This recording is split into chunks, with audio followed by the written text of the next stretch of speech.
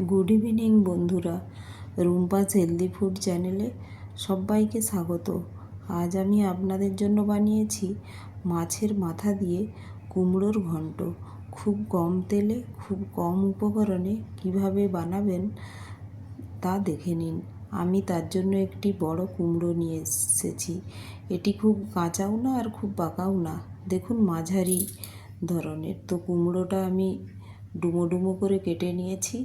আর নিয়েছি একটি আলু, মটরশুঁটি, বিনস, আদা পেস্ট, আর নিয়েছি মাস্টার্ড অয়েল, লবণ, হলুদ আর জিরে ধনে পাউডার, আর নিয়েছি মাছের মাথাটা আমি ভেজে নিয়েছি। আর ফোড়নের জন্য নিয়েছি লঙ্কা, তেজপাতা আর 5 ফোড়ন। আর দেখুন কালারটা কত সুন্দর, কুমড়োর কালারটা যেন মনে হচ্ছে পাকা পেঁপের কালার। আর এখন আমি গ্যাসের ওভেনে কড়াই বসিয়ে দিয়েছি। আর এর মধ্যে দিয়ে দিলাম 1 টিস্পুন সর্ষের তেল। সর্ষের তেলের মধ্যে ফোড়নটা দিয়ে দিলাম। কড়াইটা খুব গরম হয়ে গিয়েছে। তো এখন এর মধ্যে ফোড়নের মধ্যে দিয়ে দিলাম আলু আর চেরা কাঁচা লঙ্কা। এর সাথে দিয়ে দেব অন্যান্য উপকরণগুলো, অন্যান্য যে সবজিগুলো নিয়েছি ওগুলোও দিয়ে দেব এক এক করে। বিনস আর দিয়ে দেব কুমড়ো। তো এ দিয়ে স্বাদ মতো আমি লবণ আর হলুদ দিয়ে ভালো করে আমি এটা নেড়ে নেব।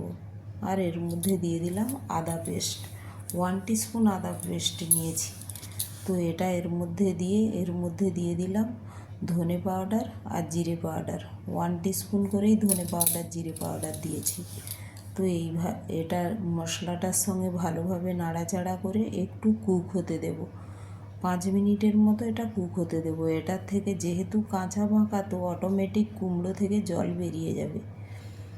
তো দেখুন এখন একটু একটু হালকা জল বেরিয়ে এসেছে, হালকা, খুব বোঝা যাচ্ছে না। তো আরও একটু পরে দেখুন একটু জল বেরিয়ে গিয়েছে। তো আমি এই সময় এর মধ্যে দিয়ে দিলাম প্রায় 50% আলু আর কুমড়ো কুক হয়েছে। এই সময় দিয়ে দিলাম মটরশুঁটি, দিয়ে এটা ঢেকে আরেকটু কুক হতে দিলাম। দেখুন এখন অনেকটা জল বেরিয়ে গিয়েছে। আর কুকও যেহেতু হয়ে এসেছে, আর প্রয়োজনে একটু জলও দিতে পারেন আপনারা। আর এর মধ্যে দিয়ে দিলাম এখন মাছের মাথাটা।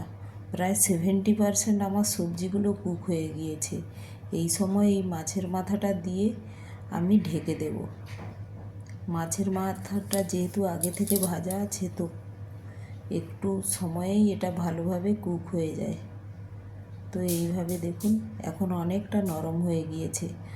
আর খুন্তির সাহায্যেই এটা ভালোভাবে দেখুন কতটা সফট হয়ে গিয়েছে, তো ভালোভাবে ভাঙা হয়ে যাচ্ছে। তো এইভাবে আমি পুরো সবজিটার সঙ্গেই এই মাথাটাকে ভালোভাবে মিশিয়ে দেব।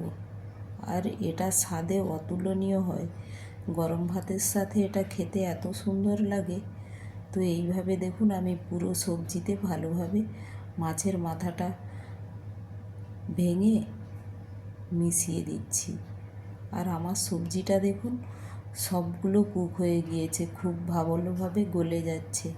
তো এই সময় এর মধ্যে দিয়ে দিলাম ধনে পাতা কুচি।